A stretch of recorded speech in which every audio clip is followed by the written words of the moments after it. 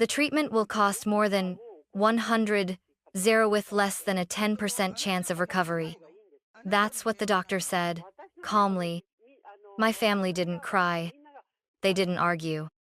They just looked at each other and left. My mother's words were final. Let the old man go. He's lived long enough. We're not throwing money into a black hole. And like that, they were gone. Out the door. Out of our lives. I was 17. Broke. Angry. Terrified. But I stayed. I emptied my college savings. I signed repayment forms. I took a job cleaning floors at the same hospital. Because he wasn't just an old man. He was my grandfather. And I refused to let him die alone. What they didn't know was she'd live another 7 years. And I'd become everything they said I couldn't be. When he died peacefully at 91, they came back. Not for him. But for what he left behind? The hallway was too quiet. I could still hear the echo of their footsteps long after the elevator doors had closed. I stood there, alone, clutching Grandpa's medical chart in one hand and my half-empty wallet in the other. My mother had been the last to leave. She didn't even look at me, just tossed a cold glance over her shoulder and said, "You can stay if you want, but don't come asking us for anything later." Then she was gone. The nurse beside me shifted uncomfortably. "Are you Caroline?" I nodded, my throat tight. "We'll need someone to sign the financial responsibility forms. The insurance only covers about 30% of his care. Without intervention, he won't make it through the week." I didn't hesitate. Not because I wasn't scared, God. I was terrified. But because I couldn't bear the thought of him waking up in pain and realizing no one had stayed. I signed every form they handed me. The stack felt like a legal execution. I handed over my college savings, 200 scraped together from scholarships and summer jobs. Then I called the HR office downstairs and begged for a job, any job. By 6 p.m., I was scrubbing floors in the pediatric wing. By 10 p.m., I was back at Grandpa's bedside, holding his hand while machines beeped and buzzed around us. He didn't wake up for 3 days. When he finally did, his voice was weak, his eyes watery. But the first thing he whispered was, "You stayed." I nodded, tears blurring everything. Always. That night, while he drifted back into sleep, I sat beside him and stared out the window. The world outside kept moving: cars, city lights, people laughing in restaurants. But here, in this quiet hospital room, something had broken and rebuilt inside me. They thought they'd left me with a dying man. But what they really left me with was time. Time to listen. Time to learn. Time to grow into the woman I was never allowed to be around them. They walked away. I walked forward. The doctors didn't expect him to last more than a week. But a week passed. Then 2. Then 3. It started with small signs: she's, fingers twitching, a flutter of his eyelids, the way his hand gripped mine just a little tighter during the night. I read to him every evening. At first, I didn't know if he could even hear me. But I kept going: old war novels, Reader's Digest articles, even IKEA manuals, anything just to fill the room with something human. Then, one afternoon, as I was spoon-feeding him broth, he said, "Too salty." I froze. "Grandpa?" He blinked, looked at me, then smiled. "You've always been terrible at seasoning." I laughed through tears. It was the most beautiful complaint I'd ever heard. Over the next few weeks, his recovery picked up speed, not miraculous, but steady. He started sitting up, then speaking longer, then walking again, slowly, with my arm supporting his. The doctors called it a statistical anomaly. I called it proof that love matters more than odds. We moved into a tiny 2-room apartment across the street from the hospital. It wasn't much. The paint was chipped, the heater rattled, and we had to share one bathroom with 2 other tenants. But we were together.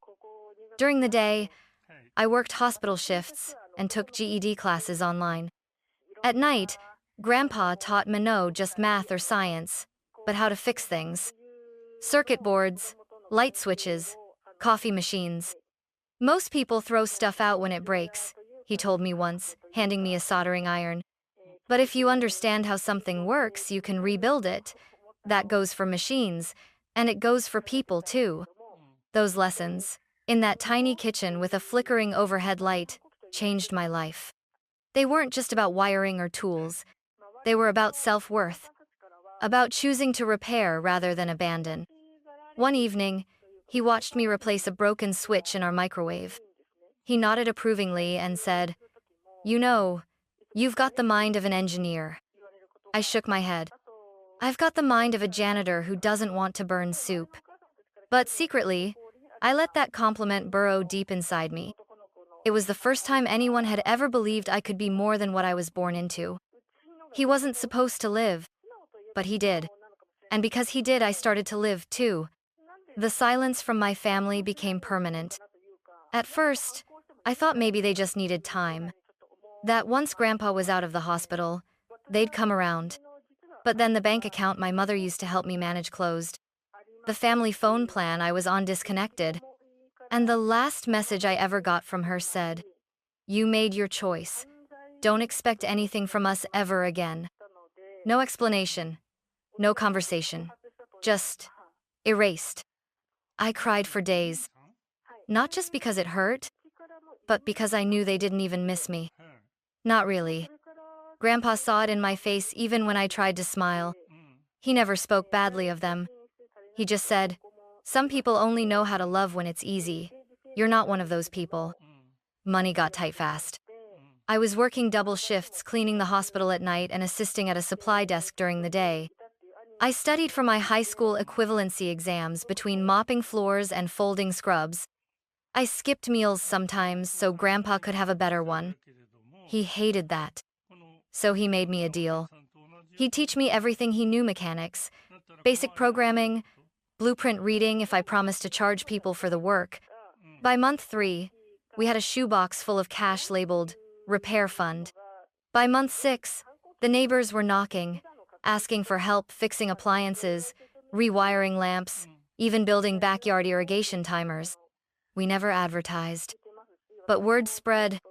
Caroline and her grandpa, they don't just fix things, they care. One night, while patching up an old toaster someone dropped off, Grandpa said, "You don't need their name to build your own." I looked at him. "Whose name?" He didn't answer, just kept twisting the wires into place. That was the night I realized. He knew exactly what he was preparing me for. Not revenge, not payback, but independence. A life beyond anyone else's permission. That year, I earned my GED. The following summer, I was accepted into a part-time tech program for women in STEM. I almost didn't apply. I didn't think I belonged. But Grandpa said, "The people who belong aren't the ones born into rooms. They're the ones who build doors." So I built mine, and I walked through it. 7 years. That's how long it's been since they walked away. 7 years since I signed hospital forms with shaking hands and a college fund I no longer had. 7 years since I became the girl who stayed. And in those 7 years, I became something more. I became Caroline Green, not just the girl with a soldering iron and a mop, but a builder of systems, a fixer of what others threw away, a woman with a name that meant something beyond the family that abandoned her. It started in our garage. Grandpa and I built a prototype for an emergency fall sensor. Something simple, wearable, affordable. We tested it for months. Grandpa even fake fell around the kitchen just to help. We pitched the design to a local clinic. They loved it. Soon, we had our first tiny grant, then a second, then a small team of 2 interns who believed in the idea enough to work for coffee and hope. We named the project Safe Step. By year 5, we were registered as an LLC. By year 6, we had contracts with 3 elder care facilities in the state. And by year 7, our devices were protecting over 10,000 senior citizens. Grandpa became our advisor, our mascot, our favorite test subject. But more than anything, he was my anchor. Every decision, every late night, every design sketch taped to the wall, And he was there. He didn't always say much, but when he did, it mattered. Success means nothing if it makes you forget who you are. The local paper ran a story on us one winter. From hospital janitor to CEO, the woman who built her future from a broken past. I didn't send it to my mother. I didn't need to. The story made its way around town, around extended family, around everyone who once said I was wasting my life on a man already dying. I didn't gloat. I didn't call. I didn't respond to the cousin who emailed, "Hey, long time have you been?" Because I knew something they didn't. My name didn't come from them. It came from every night I didn't quit. From every screw I turned. Every bill I scraped to pay. Every word Grandpa whispered when I didn't think I could do it. He was 91 when his health began to fail again. Slower this time. Gentler. He still drank his morning coffee. Still gave me feedback on my code. Still smiled when I walked into the room. But we both knew. This time, he wasn't going to recover. And for the first time in years, I was the one who didn't want to let go. He passed away on a Tuesday morning. The light outside was soft like the world already knew it needed to be gentle. I found him in his chair by the window, the one he always called his thinking spot.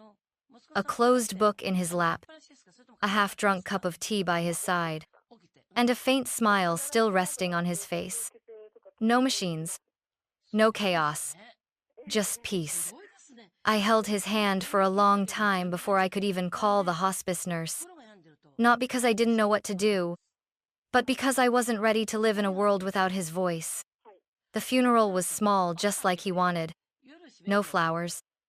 No grand speeches. Just neighbors, a few colleagues from our early Safe Step days, and the nurse who once said he was the kindest patient she'd ever met. I was standing at the edge of the churchyard, thanking people as they left, when I heard the sound of heels on gravel. Expensive ones. I turned and froze. There they were. My mother. My uncle and his wife. My cousin in a sleek black suit like he was walking into a stockholder meeting. They looked around like they were tourists at someone else's grief. My mother opened her arms, as if the past 7 years hadn't happened. "Caroline, sweetheart, you've grown into such a woman." I didn't move. Didn't speak. She tried again. "I know things got messy back then, but we're still family.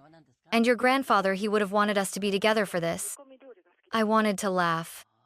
To scream. To ask if she remembered leaving me in that hallway like a used tissue. But I didn't. I just nodded toward the chapel. "He's inside. You have 5 minutes." After the service, as I was gathering programs and quietly folding the donation slips for our new elder care grant, she came up beside me again, this time with that tight smile I remembered from every passive-aggressive birthday dinner. "So, about the estate," she said lightly. "We assume there's a will. Your grandfather wasn't careless." I met her eyes. Flat. Emotionless. "There is," I said. Her smile widened like a net. "Wonderful. We'll need to discuss how everything will be divided." That was when I finally spoke. Really spoke. "You left him to die in a hospital bed, Mom. You didn't visit for 7 years. You never called. You never once asked if he made it. You only showed up now because you think he was worth something." She blinked, just once, but it was enough. Then she snapped, "Don't be dramatic. You're still his granddaughter, but we're his children. He wouldn't cut us out."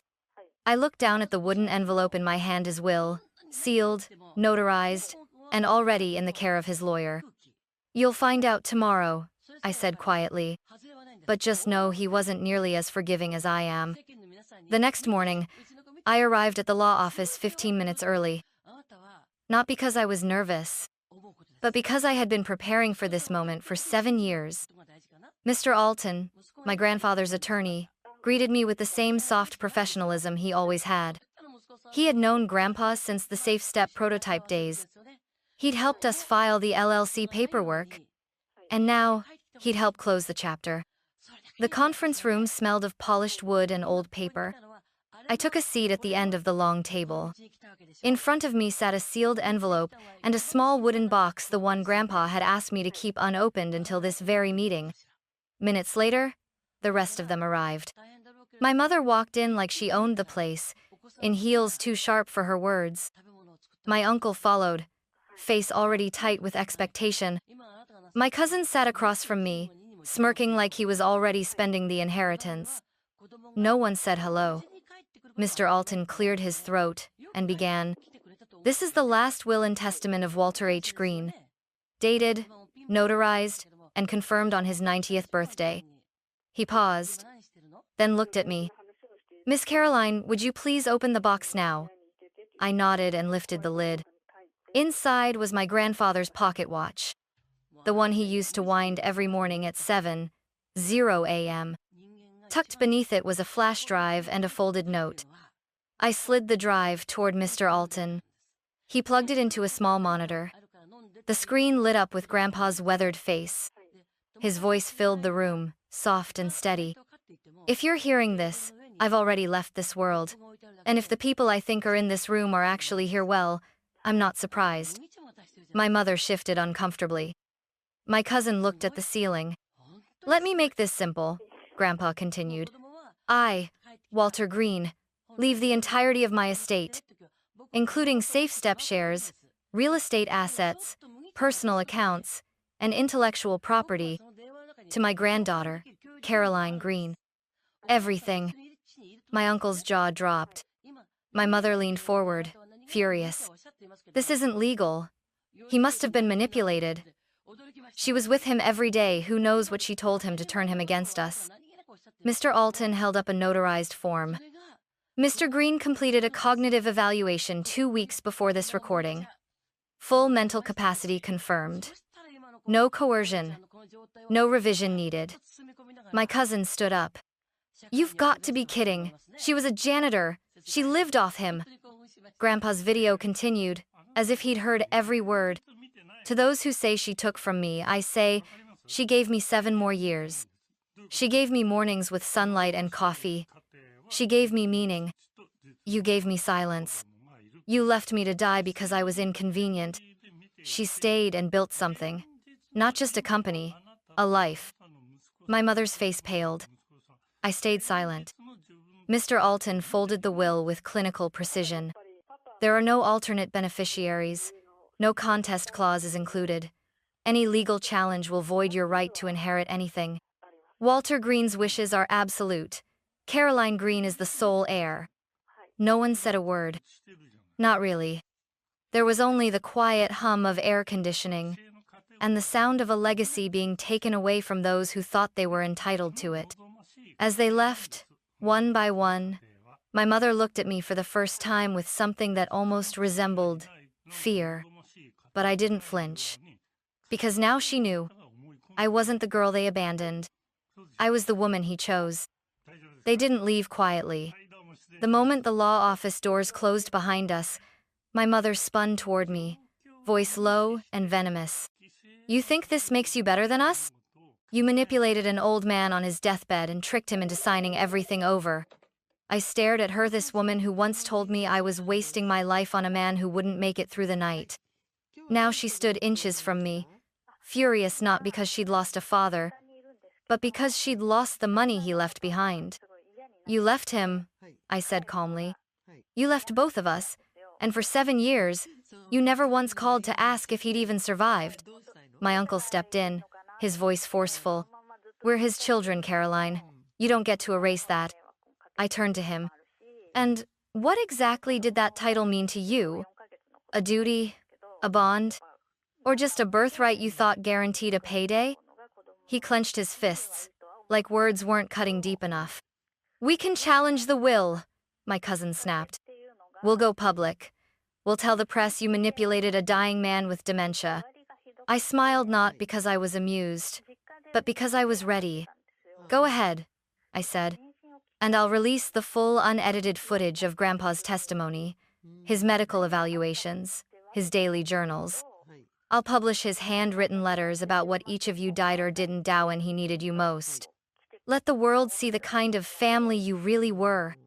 They were silent. But I wasn't finished. I reached into my bag and pulled out one last envelope. This, I said, handing it to my mother, was written by him a month before he passed. It's not legal. It's personal. She hesitated, then opened it. 3 words, handwritten in Grandpa's sharp, steady script. You walked away. Her hands trembled. She crushed the note in her palm like paper could erase shame. For the first time, she didn't speak. Not a curse. Not a plea. Just silence. And that silence said everything. I turned to leave, but paused at the door. You lost the inheritance, I said without turning back. But worse than that, you lost him. And the truth is, you lost him long before he died. I didn't take anything from you. You gave it all up the day you chose convenience over love. They watched me walk out into the sunlight. And for the first time in my life, I didn't feel small beneath their gaze. I felt whole. Not because I had won, but because I had survived, because I had stayed, because I had built something beautiful from the ashes they left behind. And because, in the end, he chose Minot just with his will, but with his time, his trust, and the quiet, unwavering love of a man who saw value in the very person they once abandoned. 6 months later, the house was quieter than ever, but not lonely. I kept the kettle he loved, the chair by the window, and the pocket watch, which I still wound at 7:00 a.m., each morning like a ritual, like a promise. But what I did next wasn't about mourning. It was about building. I used a portion of the inheritance to launch the Green Foundation, named not just for Grandpa's surname, but for the man who grew hope out of neglect.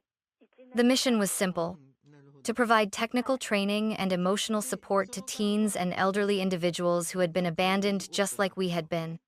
We started small: 3 laptops, 2 folding tables, and a rented room in a community center. But the day our first student built her own basic fall detection device and shouted, "It actually works," I felt something click in my chest. That joy, that spark, that was him living on. A year later, we opened our first permanent workshop space. 5 years after that, one of our scholarship recipients became a lead developer at SafeStep. And when she invited me to her graduation, she said, "I never had a real family, but your foundation made me feel like I mattered." I gave her Grandpa's favorite wrench, the one he always said fixed more than circuits. "You do matter," I told her. "And don't ever let anyone make you forget that." I still live in the same house. The company is bigger now, but my life is still simple. No lavish mansions, no flashy cars, just purpose and peace. Because I know what wealth really is. It's the extra 7 years I got with him. It's the lives I've helped repair. It's the girl I used to be, and the woman I became because I stayed when no one else would. Sometimes I think about the day they left us at the hospital, about how broken I felt. And then I look at what came from that moment. Not bitterness, but belonging. Not revenge, but restoration. Not inheritance, but legacy. Tonight, I'll wind the pocket watch again. And one day, when I know someone else is ready, I'll pass it on. Not because it's valuable, but because it carries everything that matters. And I'll say what he once told me. You stayed. You built. And now, it's yours.